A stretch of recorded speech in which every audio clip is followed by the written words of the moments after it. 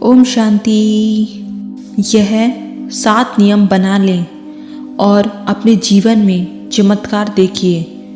जो चाहोगे वही होगा, हर कार्य में सफलता होगी। आज का टॉपिक है कौन से ऐसे 7 नियम है जिसे बनाने से हमारी सर्व समस्याएं प्रश्न समाप्त हो जाएंगे। अलग अलग समस्याएं अलग अलग परिस्थितियों पर आधारित हैं।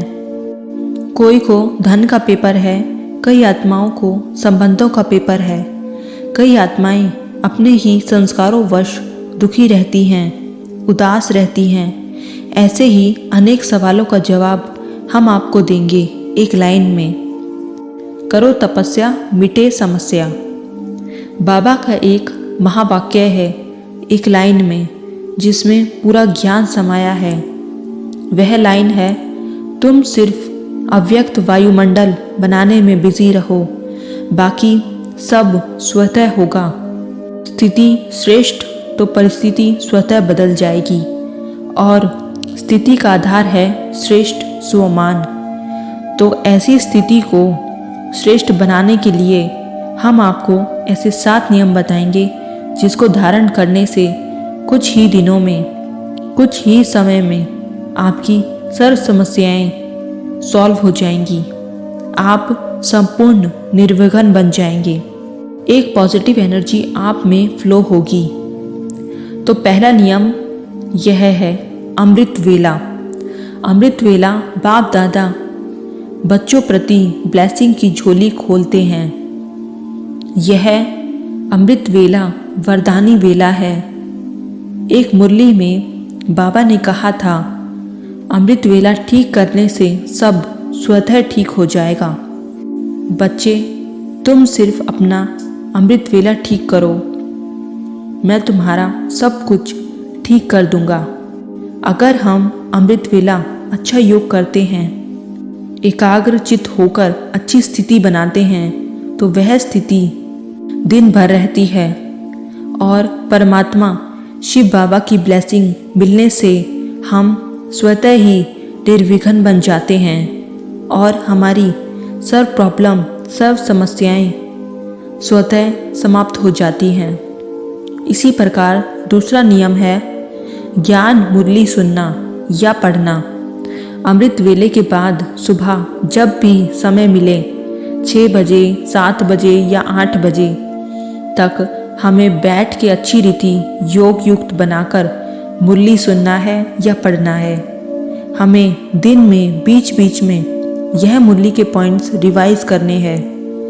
जो भी मुरली की अच्छी पॉइंट्स मिले, 2 या 3 पॉइंट आप नोट करके रख लो और बीच बीच में वह रिवाइज करो।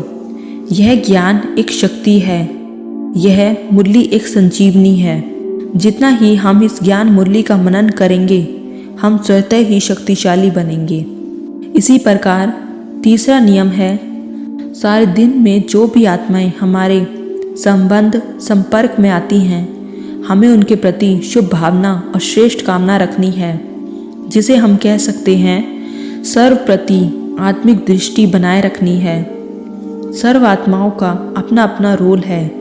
कोई आत्मा हमारे प्रति नेगेटिव भाव भी रखे तो भी हमें उनके प्रति शुभ भाव नहीं रखनी है। हमें बस दुआएं ही देनी है। एक मुरली में बाबा ने कहा था, और कुछ नहीं करो, दिन भर दुआएं दो और दुआएं लो। इससे हम स्वतः ही निर्विघ्न बन जाएंगे। इसी प्रकार चौथा नियम है, कर्म करते बीच बीच में अशरीरी बनने की प्रैक्टिस करना। अशरीरी प्रैक्टिस बीच बीच में करने से हमारे संकल्पों की स्पीड स्वतः ही स्लो होगी, जिससे हमारे संकल्पों की बचत होगी। हमारी स्थिति शक्तिशाली बनेगी।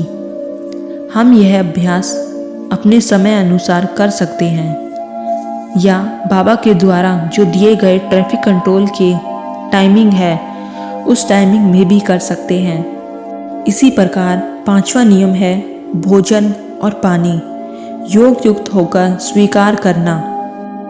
एक मुरली में बाबा ने कहा, भोजन योग युक्त हो बनाना है और योग युक्त होकर स्वीकार करना। इसी में ही आपकी 50% प्योरिटी बन जाएगी, और यानी 50% पुरुषार्थ हमारा यहाँ ही कंप्लीट हो जाएगा। आज के समय में प्रकृति के पांचों तत्व संपूर्ण नेगेटिव बन चुके हैं, इसलिए जो भी भोजन हम स्वीकार करते हैं हमें संपूर्ण परमात्मा याद में स्वीकार करना है, जिससे हमें शक्ति मिलेगी और हमारी स्थिति योग युक्त और शक्तिशाली बनेगी। छठा नियम है नुमाश्याम योग। हमें कम से कम आधा घंटा अच्छा योग करना है, 6 से 8 के बीच में। एक संदेश में बाबा ने कहा, यदि कोई स्थान में विघ्न आते हैं तो उस स्थान को निर्विघ्न बनाना है। तो शाम का 7 से 7:30 का योग करो। इसी प्रकार 7वां नियम है रात्रि सोने से पूर्व 30 मिनट हमें अच्छे अभ्यास करने हैं, जिसमें हम 15 मिनट बाबा के महावाक्य पढ़ सकते हैं और 15 मिनट हम अच्छा योग कर सकते हैं। इस योग में हमें बाबा को पूरी दिनचर्या का पोतामेल बताकर उन्हें सब कुछ संपन्न करना है। सब कुछ अर्पण कर संपूर्ण निश्चिंत अवस्था बनानी है। इस रात्रि के सोने पूर्व योग की धारणा बनाने से हमारा अमृत वेला स्वतः ही शक्तिशाली बनेगा। अमृत वेला हमें योग लगाने के लिए मेहनत नहीं करनी पड़ेगी, जिससे हमारा जीवन निर्विघ्न, चंचल, अडोल बनेगा। हमें हर कर्म में सफलता प्राप्त होगी। ओम शांति।